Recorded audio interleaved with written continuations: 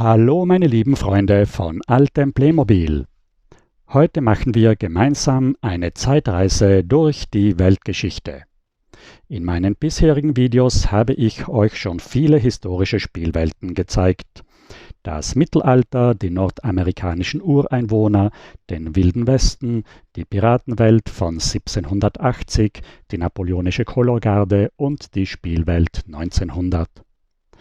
Heute schauen wir uns die klassischen History-Themen an von 1999 bis 2020.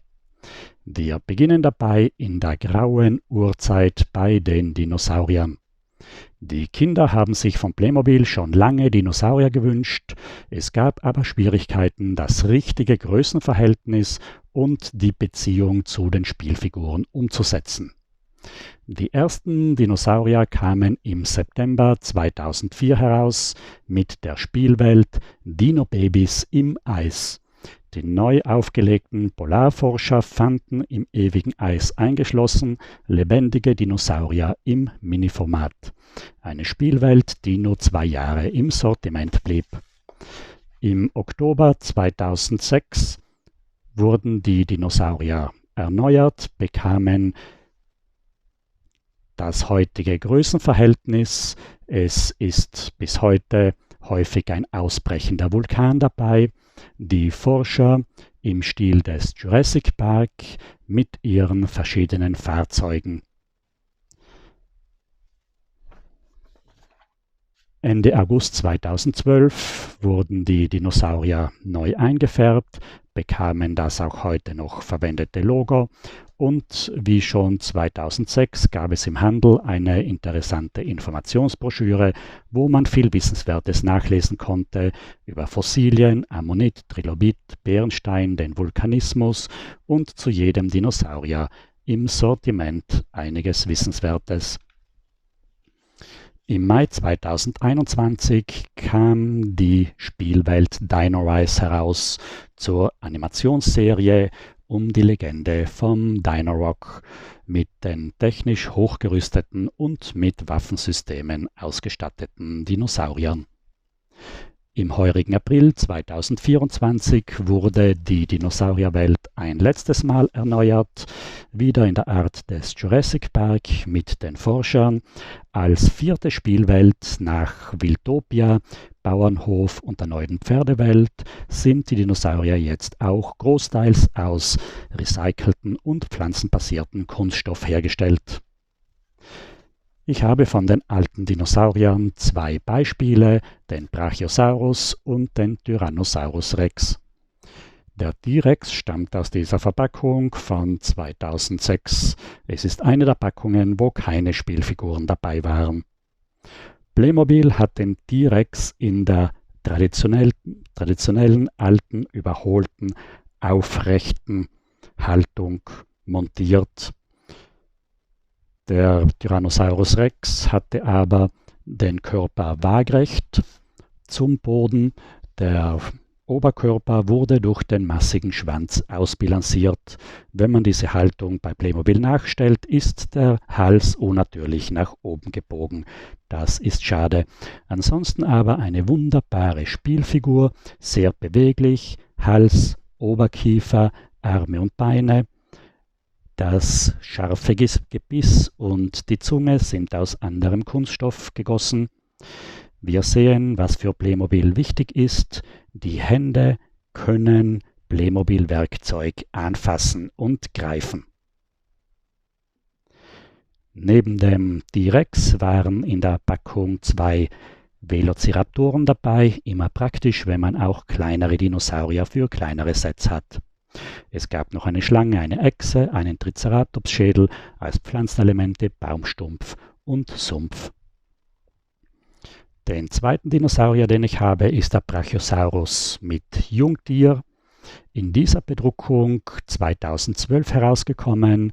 Mein Set stammt aber aus dem Direktservice von 2008.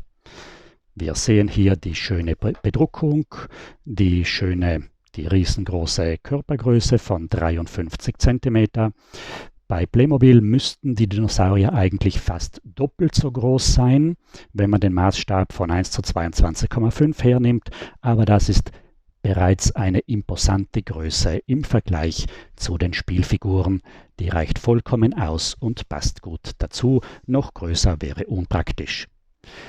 Viele bewegliche Funktionen, Oberkiefer, Hals zu drehen, Hals kann man heben und senken, die 4 Füße bewegen und den Schwanz drehen. Das Problem bei der Bedruckung, wenn man die Körperteile dreht, dann stimmt die Bedruckung natürlich nicht mehr zusammen. Das nächste Thema, das ich habe, ist die Steinzeit von Ende September 2011. Eine wunderschöne Serie. Ich habe diese im Geschäft neu gekauft und sofort ausgepackt. Ich habe nämlich als Kind selbst mit der Steinzeit gespielt. Wir haben einige bärtige Figuren herausgesucht und mit den Indianerwerkzeugen Steinzeitdörfer im Sandkasten aufgebaut, zugeschüttet und später dann mit den Bauarbeitern als Archäologen wieder ausgegraben. Bei der Steinzeit gibt es 6 Sets mit der Artikelnummer 5100 und folgende. Wir haben die große Mammuthöhle, die Bärenhöhle, die Säbelzahntiger. Das sind die Sets, die ich für euch habe. Die Figuren sind bei der Steinzeit mit neuen Teilen ausgestattet. Der Oberkörper mit einem Fellumhang, die rechte Schulter ist frei, einmal für die Frau, einmal für den Mann. Dann gibt es die Steinzeitstiefel und dann gibt es noch den Steinzeitrock, den kurzen Rock mit nochmal den Fellstiefeln. Als Kind war nur ein Mädchen beim Standardsortiment dabei. Es gab noch die Special-Figuren, Serie Nummer 1. Bei den Girls gab es die Steinzeitfrau. Da gibt es auch eine Rückentrage mit einem Steinzeitbaby. Beim Direktservice in 2012 ist eine Steinzeitfamilie herausgekommen mit der dunklen Hautfärbung der Knochenjäger. Dort war auch ein Junge dabei, der einzige Steinzeitjunge, den es gab.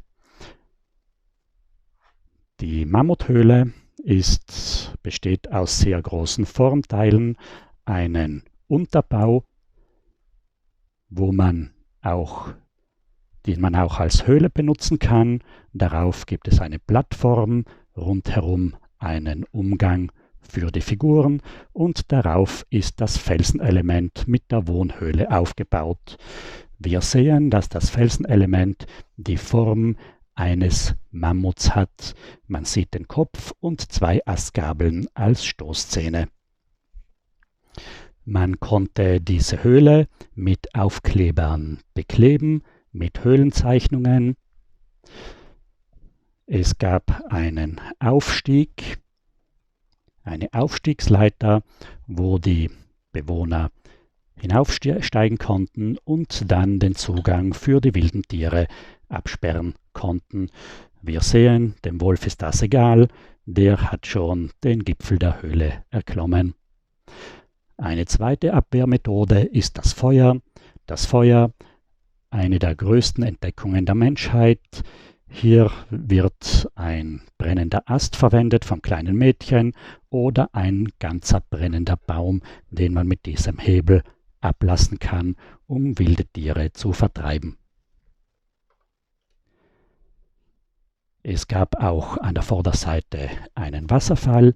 Dieser Wasserfall ist mit Rockies-Elementen angebaut. Er ist drehbar, fast um 360 Grad. Derselbe Wasserfall wie bei den Indianern mit einem Fischteich. Mit einer Astgabel kann man hier die Fische fangen.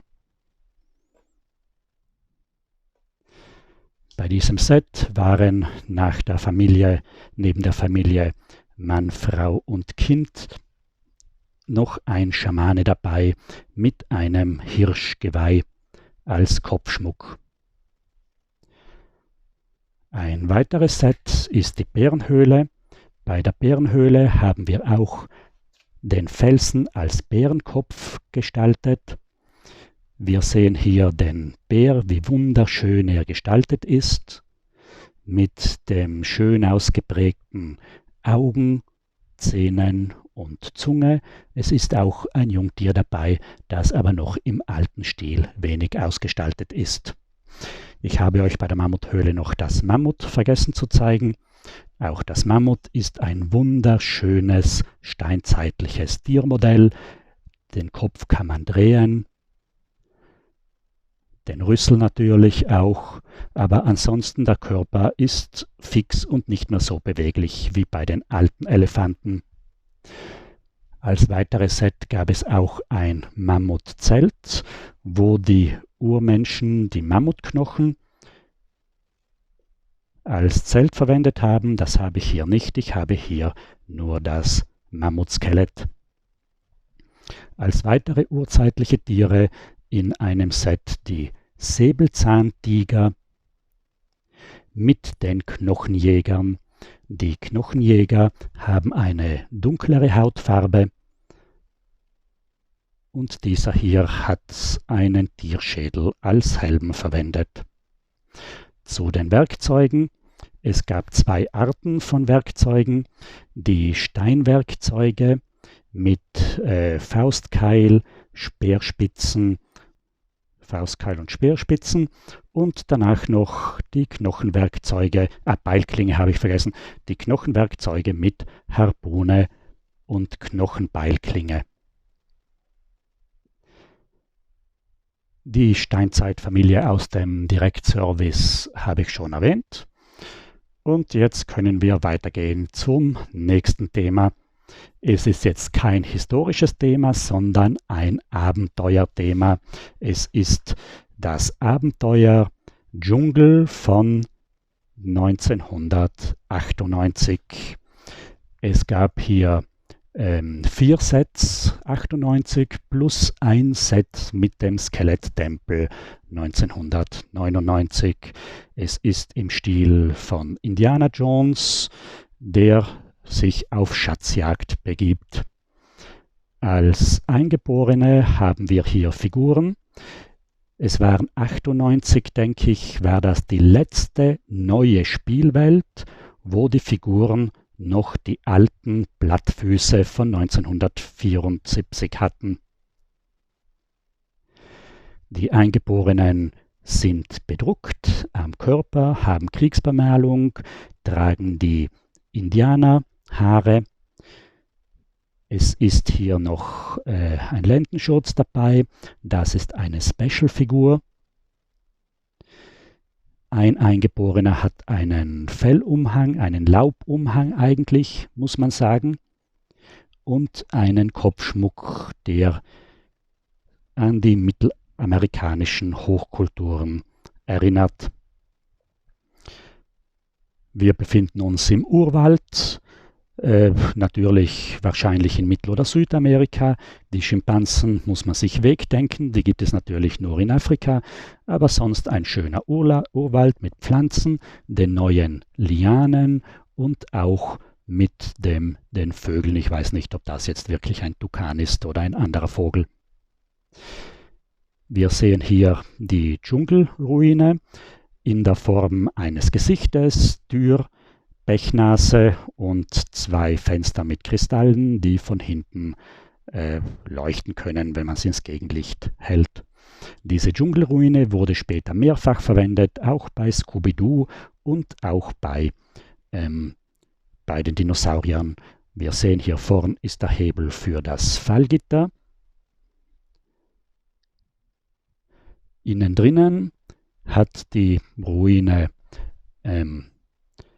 ich zeige nochmal das Fallgitter. Hier die Forscher sind schon eingedrungen, wollen den Aztekenschatz finden oder sogar rauben. Das hat schon jemand in der Vergangenheit versucht, hat nicht geklappt. Hier sieht man an der Wandmalerei die Playmobil-Figuren mit einer Art Federkrone. Es ist noch eine Grabstelle oder eine Schatzkammer. Man kann die Steinplatte öffnen. Drinnen liegt die Mumie. Im Set war bei der Mumie eigentlich ein Skelett, aber es gab auch als Special Set die goldene Mumie als Figur. Die Forscher sind eingedrungen. Es gibt hier ein Fallgitter. Da werden sie, wenn ich den Knopf ziehe, fällt das Fallgitter herunter und die Forscher sind eingeschlossen. Hoffentlich finden sie, wie der Indiana Jones, auch wieder den Ausgang. Das zweite Set aus dieser Serie, das ich hier habe, ist die Schatzhöhle. Es ist hier ein Forscher dabei mit Tropenhöhle, eine schöne Schatzhöhle. Innen drinnen gibt es die Regale, wo man die Schätze einsortieren kann. Außen haben wir hier wieder einen Aufkleber, eine Playmobil-Figur in einer mittelamerikanischen Tracht.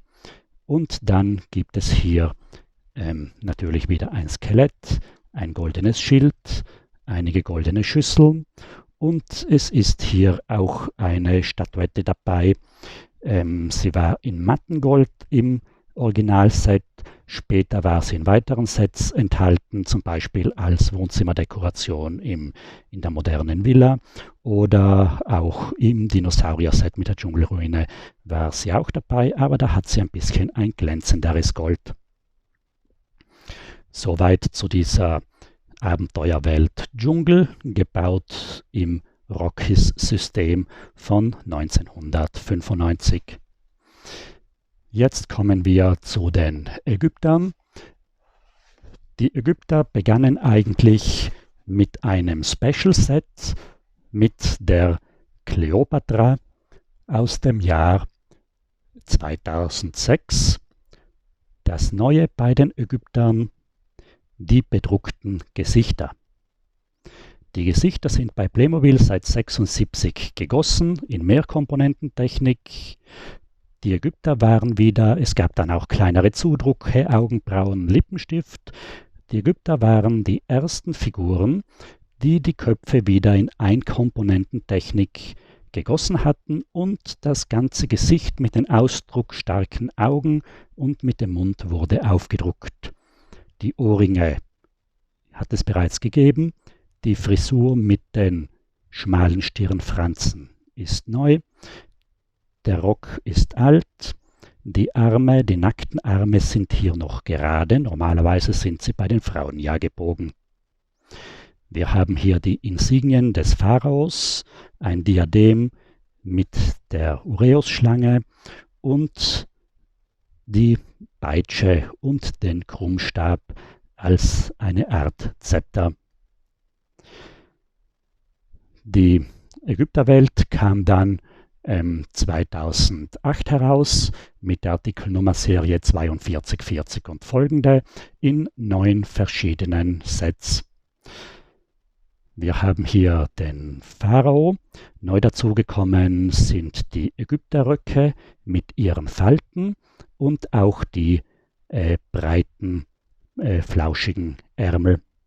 Der Pharao bekommt einen Bart, einen gebogenen Bart, wie in Wirklichkeit einen künstlichen Bart an den Ohren aufgehängt. Die Hautfarbe wird bei den Ägyptern jetzt dunkler, nicht mehr so hell wie bei der Kleopatra.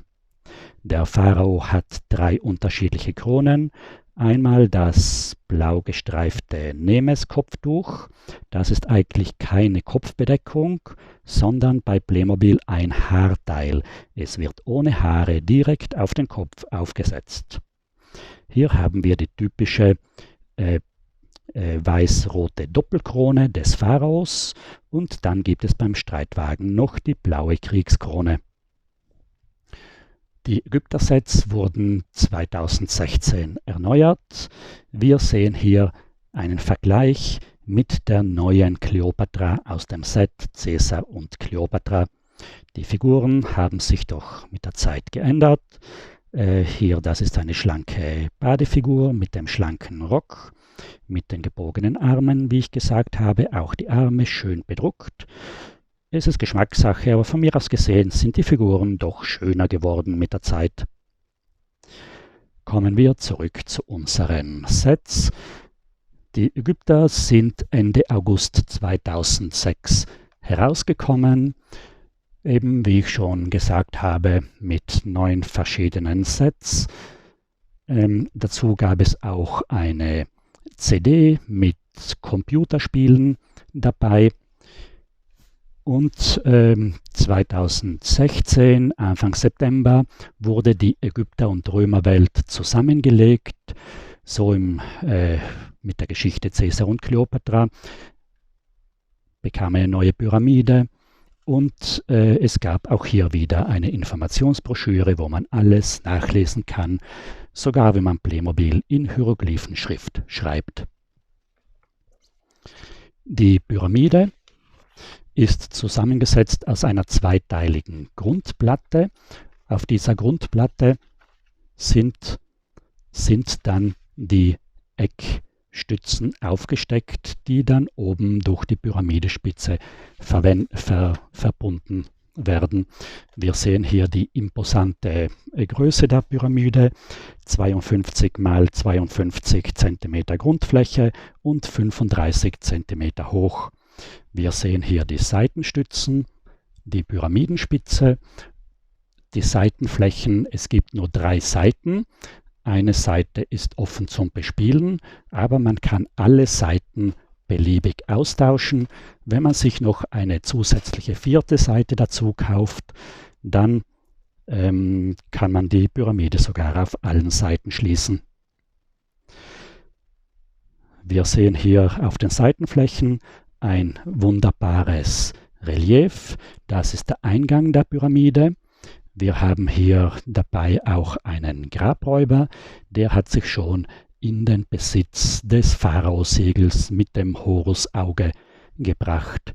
Mit dem Siegel kann man die Pyramide öffnen.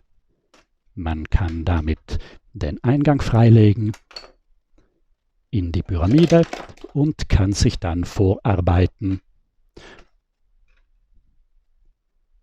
Es gibt auch noch einen zweiten Eingang oder besser gesagt Ausgang, weil er eigentlich nur von innen zu öffnen ist, wo man eigentlich noch den ganzen Teil abnehmen kann. Drinnen ist die Pyramide mit sehr vielen Geheimgängen und Fallen ausgestattet.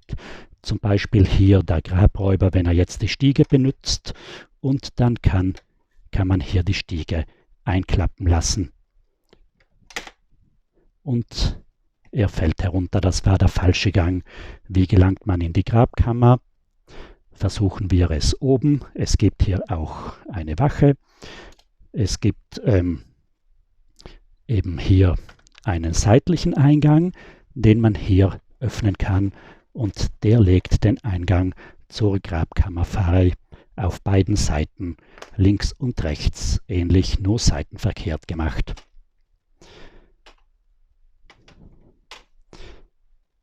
Auf der Vorderseite, jetzt waren wir in der Grabkammer, aber jetzt, da gibt es noch eine Scheintür. Das ist nicht ein richtiger Eingang, aber wenn man das ganze Element nach vorn dreht, dann öffnet sich ein Schrein. Und das ist ein Schrein, wo man was hineingeben kann, aber das ist keine Geheimtür. Es ist es ist aufgebaut mit einem Zahnradmechanismus, wo sich diese Tür hier dreht, aber es ist bei mir, ich habe hier 2 verschiedene Elemente und beide sind sehr schwergängig, die kann man jetzt so eigentlich nicht mehr bewegen. Alles mit sehr schönen Aufklebern, mit sehr schönen Fresken. Auf der anderen Seite haben wir auch einen Eingang in die Grabkammer. Wir sehen hier nochmal die Seite von innen. Auch auf der Innenseite haben wir sehr schöne Fresken auf der Pyramide. Wir sehen hier, haben wir eine Falltür noch eingebaut. Es ist hier jetzt leider die Wache drauf gestanden und der Grabräuber kann die Falltür aktivieren und kann sich der Wache ganz bequem entledigen. Auf der anderen Seite, wie gesagt, haben wir auch noch denselben Eingang in die Grabkammer, aber in die hintere Grabkammer. In der Grabkammer haben wir einen großen Sarkophag. Den können wir öffnen und im Sarkophag liegt dann wieder eine Mumie. Und diese Mumie kann man dann auch öffnen und dann ist das obligatorische Skelett enthalten, das bei den Ägyptern sogar im Dunkeln leuchtet. Die Figuren, die dabei waren bei der Pyramide, die Wache, den Grabräuber haben wir schon kennengelernt. Dann war noch der Pharao dabei und es war noch ein Priester mit der Anubis-Maske, mit einem Weihrauchhalter und hier mit einem Krummschwert. Das nächste Set, das ich euch von den Ägyptern zeige, ist die Sphinx. Sie gehört natürlich immer neben die Pyramide. Die Sphinx hat hier eine große Grundplatte. Es gibt dann auch das Versteck der Grabräuber und den Tempel, den Pharao-Streitwagen und die Soldaten. Die Sphinx hat einen Mechanismus. Auf der Seite sehen wir das eingesteckte Siegel. Man kann das Siegel drehen und dann öffnet sich hier vorn die Klappe und man sieht, dass die Sphinx in Wirklichkeit ein Grab ist mit einer Mumie und die Mumie, die hat viel Gold, das die Grabräuber dann rauben können. Bei diesem Set waren aber keine Grabräuber dabei, sondern der Pharao im Nachthemd, barfuß beim Baden und eine Palastwache. Ansonsten hat die Sphinx eigentlich relativ wenig Spielfunktionen. Das dritte Gebäudeset ist der Tempeleingang mit dem Obelisken. Es ist ein schönes Tempeltor, auf der Hinterseite 2 große Säulen. Man kann auch mit dem Siegel vorne Klappen öffnen und in den Klappen kann man dann die Kanopen verstauen oder auch andere Schätze. Vorne sind 2 Standarten aufgestellt mit den 2 Flaggen. Es war hier der Pharao dabei mit seiner Sänfte, mit der Doppelkrone. Die Sänfte auch schön mit den Aufklebern verziert. Es gab dann noch eine Frau, die dabei war mit dem großen Luftfächer, den Priester mit dem Leopardenfell und dann noch eine Raubkatze. Das waren jetzt das andere Gebäudeset. Den Unterschlupf, den Grabräuber habe ich nicht aufgepackt. Ich weiß nicht, wie ich es mit den großen Grundplatten bei mir unterbringen kann. Ein weiteres Set ist der Streitwagen des Pharao. Wie ich schon gesagt habe, der Pharao hat hier die 3. Krone, die blaue Kriegskrone, hier in türkiser Farbe. Der Streitwagen ist ein spezieller ägyptischer Streitwagen. Er ist anders als die römischen Streitwagen. Auf der Seite gibt es links und rechts einen Doppelhalter für Schwerter und Pfeilbögen. Die Pferde haben einen Federbusch und eine Satteldecke. Es ist auch hier ganz ein spezielles Joch, das man sonst eigentlich nirgends sieht. Das heißt eine ägyptische Anspannung mit Joch und nicht mit Kummet. Ganz realistisch. Von den Soldaten habe ich hier nur einige aufgestellt. Die Soldaten haben Sandalen und Hose von den Römern. Ja, Hose ist zu viel gesagt, so eine Art Lendenschurz. Sie haben entweder einen Brustpanzer oder sind nackt mit einem verkürzten Brustpanzer, eine Art Hellebarde und die Schilder mit der Spitze nach oben. Die alten haben das gefleckte schwarz-weiße Muster und die neuen Schilder haben das Muster mit dem Skarabäus und der Sonne. Jetzt kommen wir aber zum Flaggschiff der Ägypter, das große Nilschiff, ein ziemlich großes Schiff mit einer Länge von 62 Zentimetern, mit wunderschönen Aufklebern bedruckt. Es ist vorne ein ausklappbarer Raumsporn, den man ausklappen kann. Damit kann man dann Schiffe rammen. Auf der Hinterseite ist der Bug aufgerollt in ägyptischem Stil. Wir sehen hier den Steuermann am Ruder. An der Seite kann man die Schilde einstecken, wie es auch bei der Römergaleere und beim Wikingerschiff der Fall ist. Es gibt am Boden Halter für die Figuren, damit sie nicht umfallen.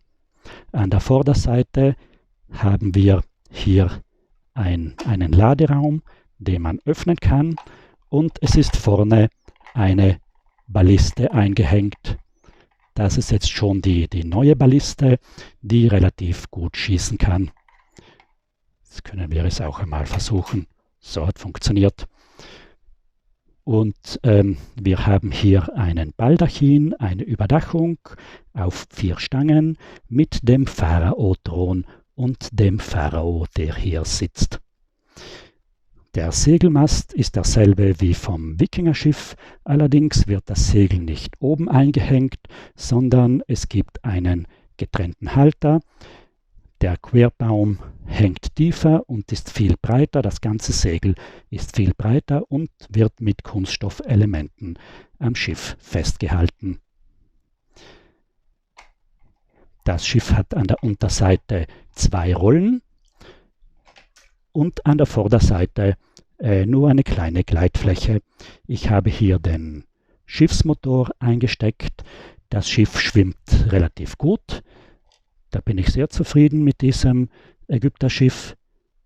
Jetzt schalte ich den Motor ein.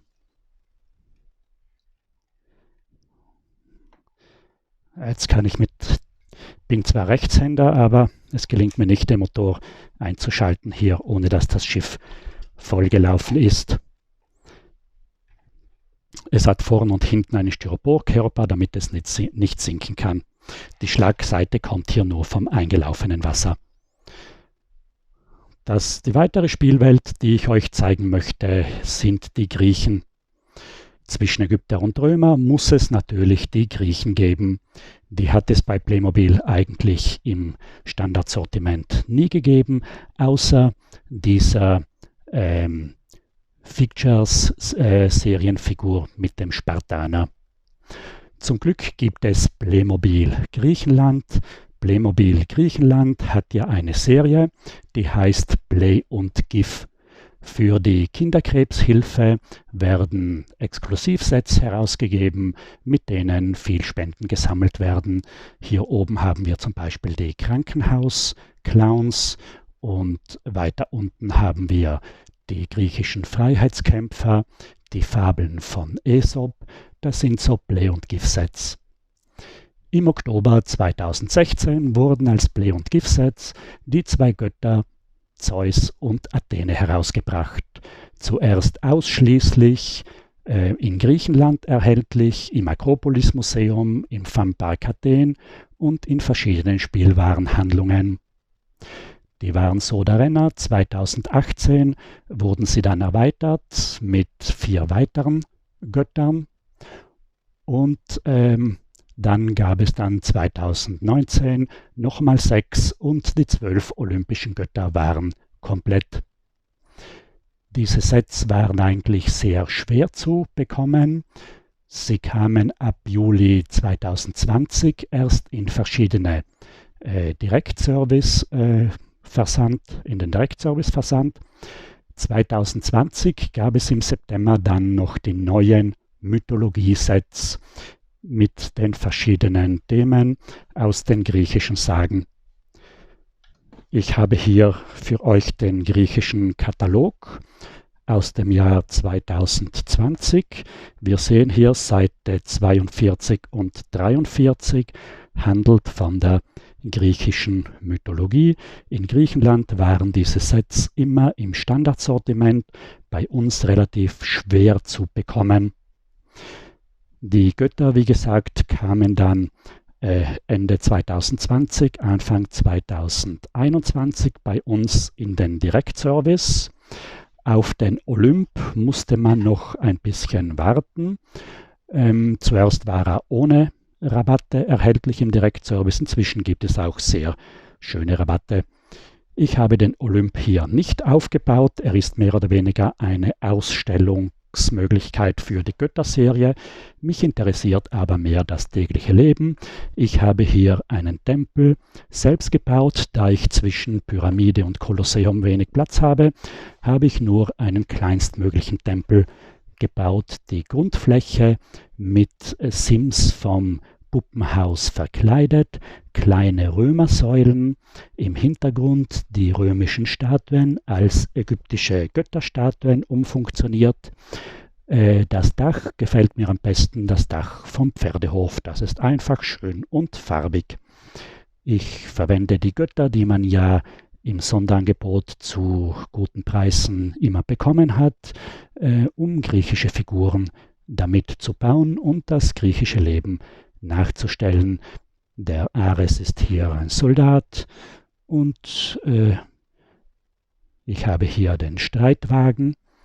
Das ist eigentlich der römische Streitwagen. Da sind hier die griechischen Helme, ein römischer Brustpanzer, hinten noch ein Reiter. Die nächste Spielwelt, die ich euch vorstellen möchte, sind die Römer. Die Römer kamen bereits als Special-Figuren im Jahr 1998 das erste Mal heraus. Es gab hier einen 98 und dann nochmal 2004. Zuerst gab es einen weißen Römer und später gab es dann diesen Legionär mit dem Helmkamm, mit dem weißen Umhang und mit den Wikinger-Schuhen, mit einem grünen Schild, mit einem grünen Rechteckschild. Die Römer kamen dann aber richtig dann im Jahr 2006 heraus mit 9 Sets und wurden 2016 erneuert mit 4 Sets und 6 bis 8 Sets im Direktservice. Die Artikelnummern bei den Römern waren 4270 und folgende. Hier im Vordergrund sehen wir die römischen Figuren. Die haben unterschiedliche Brustpanzer, die bedruckt sind als Plattenpanzer, Kettenpanzer, Lederpanzer. Die römischen Schuhe sind eigentlich so Metallstiefel, aber natürlich braucht es auch die obligatorischen Sandalen, die dann auch bei den ägyptischen Soldaten teilweise verwendet wurden. Wir sehen hier die alten Soldaten mit dem alten Schild, mit dem kleinen Griff und die neuen Soldaten mit dem neuen Schild und dem neuen Griff von 2016. Natürlich, hier ist die Standarte umgefallen und man kann den Helmkamm ersetzen mit einer Löwenhaube. Ich habe hier nicht die Sets komplett, sondern das sind nur einige Beispiele. Es gab auch das römische Zelt. Hier in diesem Zelt, da ist der Kaiser. Es gab die Kaiser-Einzelfigur mit einer Säule und mit einem Feuer. Mit seiner violetten Toga in der Hand hält er ein Schriftstück, wo eine Reihe von lateinischen Sprüchen geflügelten Wörter aufgeschrieben sind. Er hat ein Trinkgefäß, einen Krug und Weintrauben auf seinem Teller.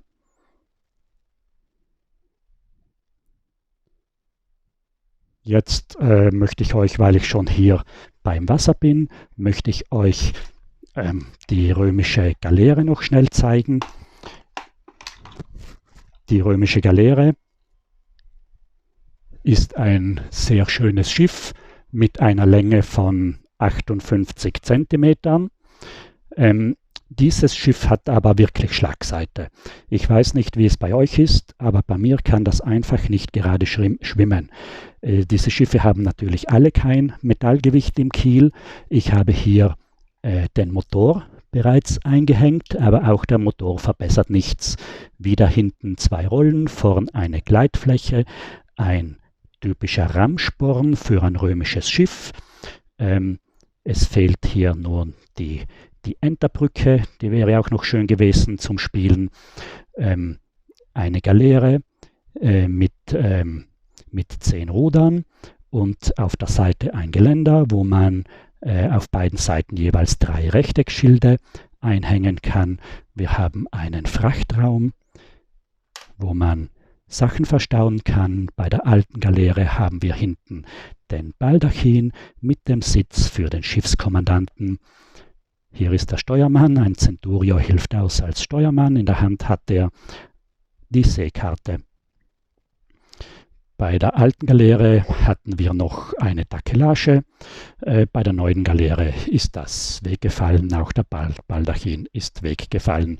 Es ist wieder eine Balliste drauf, aber nicht die neue Balliste, sondern eine kleinere, ältere. Hier muss man drücken, damit die Lanze hinausgeschleudert wird.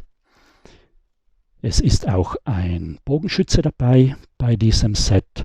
Das Segel hat das große Römerzeichen, den Adler mit den Blitzen und Senatus Populus Quae Romanus, das römische Hoheitszeichen, das man auch heute noch auf jedem Kanaldeckel in Rom findet. Auch die Galeere habe ich hier mit Motor. Ich werde jetzt schauen, dass ich den doch hier einschalten kann.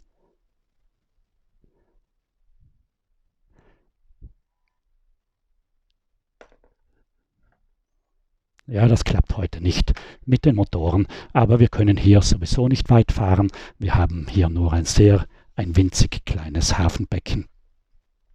Gehen wir jetzt zum größten Set der Römer, zur Arena. Kolosseum ist zu viel gesagt, da braucht es schon noch ein bisschen, aber es ist eine kleine Provinzarena für die obligatorischen Spiele, die man abhalten muss. Trotzdem eines der, würde ich sagen, größten Gebäude von Playmobil mit einem Durchmesser von 75 cm. Schwer Platz zu haben. Auf der Hinterseite ist es dann nochmal einige Zentimeter breiter. Wir haben hier auf der Hinterseite die Tribüne. Bei der Tribüne gibt es in der Mitte einen großen Eingang mit 2 Toren. Hier kann man sogar mit den Streitwagen hereinfahren. Ihr seht, die Arena ist so groß, da kann man sogar ein Wagenrennen machen. Links und rechts haben wir dann die Zellen für die wilden Tiere. Tiger und Löwe war dabei und für die Gladiatoren. Es waren 4 Gladiatoren dabei. Es waren 3 Gladiatoren dabei, diese 3 hier. Ein grüner, ein schwarzer und ein Schwertkämpfer und einer mit einem Dreizack. Ja, dann auf der anderen Seite haben wir auch noch eine Zelle. Zu dieser Zelle ist zu sagen, dieser Gladiator ist wahrscheinlich der Lieblingsgladiator vom Kaiser. Er steht hier gerade richtig. Wenn man hier diesen Hebel bedient, dann öffnet sich die Falltür und der Gladiator fällt herunter in die Zelle. Wir haben links und rechts hier diese römischen Statuen. Sie stehen auf einem Sockel. Die Inschrift ist Claudius Maximus Imperator. Das ist ein Kaiser, den es eigentlich nie gegeben hat. Die Jahreszahl ist 2006, wie es sich für Playmobil gehört. Wir haben im Hintergrund die Säulenreihe mit dem Bogen, mit 2 Feuerschalen. Der Kaiser war dieser mit der weißen Toga dabei bei diesem Set. Diese Wache war auch dabei und die grüne Frau war auch bei diesem Set. Das andere sind Zuseher. Es ist auch schwierig, diese kleine Tribüne mit römischen Zusehern voll zu bekommen. Welches Spektakel wird geboten? Neben den 3 Gladiatoren war auch diese Biga dabei, dieser römische Streitwagen in roter Farbe mit einem Centurio als Wagenlenker, mit einem Muskelpanzer und einem Umhang. In einem getrennten Set erhältlich war die Quadriga, ist mein Favorit mit den 4 schönen weißen Pferden, mit der goldenen Farbe, mit dem schönen Muster, mit den schönen Speichenrädern, abwechselnd weiß und gold und mit den Speichelzerstörern und Sichel in der Radnabe. Da fühlt man sich wie bei Ben Hur. Die Räder sind hier auf aufgesteckten Achsen aufgesteckt. Neben dem Wagenlenker kann noch eine zweite Figur mitfahren. Hier ist die Halterung und dann gibt es noch eine System X-Halterung, um noch sonst irgendwas aufzustecken. Hier sehe ich gerade, die Legionäre machen hier eine Vorführung von ihrer Schildkrötenformation. Auch mit den alten Schildern, mit den kleinen Griffen, kann man auch bereits die Schildkrötenformation nachstellen. Das ist das Ursprungssortiment der Römer. 2016 wurden die Römer ja mit den Ägyptern zusammengelegt, wie ich schon gesagt habe, mit der neuen ägyptischen Pyramide. Und es gab hier dann auch wieder so ein Informationsheft über die Römer. Das ist mit allen Wissenswerten über die Römer. Was ich noch dazu zu sagen habe, ja, hier habe ich die Sets, das ist Caesar und Kleopatra, wo ich euch schon die Kleopatra gezeigt habe. In Italien gab es diese 3 Sondersets der Legionäre. Die hat man zum Beispiel in Rom in Souvenirläden, die eigentlich kein Playmobil hatten, gesehen, aber auch sonst in normalen Spielwarenhandlungen. 2016 der bärtige Legionär mit der Standarte und dem Kolosseum im Hintergrund. 2017 der Centurio mit dem Rundschild und 2019 noch einmal einen Centurio mit Umhang und Muskelpanzer. Die letzte Spielwelt, die ich euch zeige, war bei Playmobil eigentlich die erste. Es sind die Wikinger. Es hat bereits erste Wikingerfiguren bei Special-Figuren 1995 und 1997 gegeben. Und dann ist eben die Wikingerwelt 2002 herausgekommen. Mit den Artikelnummern 3150 und folgende. Das Flaggschiff war natürlich mit der Artikelnummer 3150 das Drachenboot, das Langschiff, das Wikinger-Langschiff. Schwimmt auch sehr gut, ist allerdings das kleinste der historischen Schiffe mit einer Länge, das kleinste. Mit vorn dem Drachenkopf, hinten dem Drachenschwanz. Den Mast habe ich schon gesagt, mit dem großen Segel. Das Segel kann man einrollen und man kann den ganzen Mast hier auf diesen Haltern auflegen. Dann kann man das Schiff ohne Mast verwenden. Ist oft praktisch in den Schrank zu stellen. Es gab die Takelage, eine Flagge an der Spitze. 4 Riemen mit Ruderbänken, wo die Wikinger rudern konnten, sich ins Zeug legen konnten. Dann gab es noch ein breites Steuerruder. Wie gesagt, hier habe ich nicht die richtigen Figuren, das habe ich nur selbst zusammengestellt.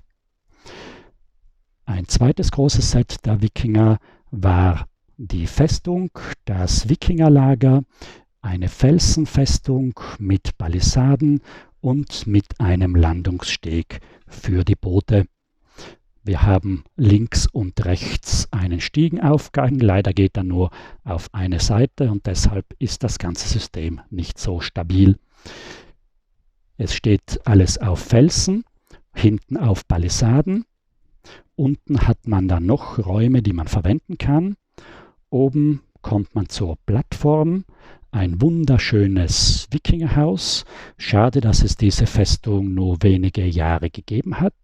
Sie wurde dann ja verkleinert ohne dem Haus, aber ein schönes Haus mit dem schönen Giebel, im Hintergrund ein Waffenständer mit Lanzen und Schwertern, ein Bierfass, die Hörner, die goldenen Trinkhörner, eine Wikingerfrau, ich denke, das ist die einzige Wikingerfrau, die es gibt, und am Boden ein Bärenfell. Die Figur ist der Wikinger Erik, das war die Special-Figur aus dem Jahr 2002. Wir haben noch einen großen Wachturm mit einer Sprossenleiter zu erreichen. Die Wache hat ein goldenes Signalhorn und eine Löwenhaube. Vorn haben wir dann nochmal ein Wikingerschild und 2 Streitäxte aufgehängt. Es war auch ein Kind dabei und wie gesagt der Landungssteg. Hier hat er mal ein kleines Wikingerboot angelegt mit einem dickbauchigen Anführer. Diese Sets hätten wir als Kind gebraucht, um die Wiki-Serien nachzuspielen. Ist leider alles viel zu spät gekommen. Auch dieses kleine Boot schwimmt wunderbar. Dann gab es hier noch das Zelt mit Feuerstelle und Baum. Es gab noch einen Wikingerthron mit Kind, mit Wikingerjunge und Anführer mit goldenen Helmen und noch besonders interessant das Seeungeheuer mit einem kleinen Felsenelement, mit 2 Steckplätzen, aber mit nichts eingesteckt. Es war nur diese Figur dabei und das Feuer. Ein nettes Seeungeheuer mit drehbarem Kopf. Es tut mir eben leid, dieses Seeungeheuer braucht ein Gewicht, damit es schwimmen kann. Und dieses Gewicht habe ich leider nicht. Ohne diesem Gewicht kann ich das Seeungeheuer eigentlich schlecht schwimmen lassen, weil es umfällt. Aber sonst würde es ziemlich schön schwimmen. Es schaut noch schöner aus als die Nessie, würde ich sagen. Damit bin ich am Ende des heutigen Videos angelangt. Ihr seht, ich bin mit meiner Sammlung schon bald am Ende. Wir nähern uns mit kleinen Schritten der großen Premiere, dem großen Abschluss. Das nächste Mal kommt ausnahmsweise als neues Thema noch die Ghostbusters als einzige moderne Serie und dann werde ich den ganzen Rest meiner Sammlung zeigen und langsam abschließen. Wenn ihr noch einige Wünsche habt, die ich euch im Finale zeigen sollte, dann könnt ihr das ruhig in die Kommentare schreiben. Das Video ist heute leider sehr lang geworden. Vielen Dank, dass ihr zugesehen habt. Auf Wiedersehen.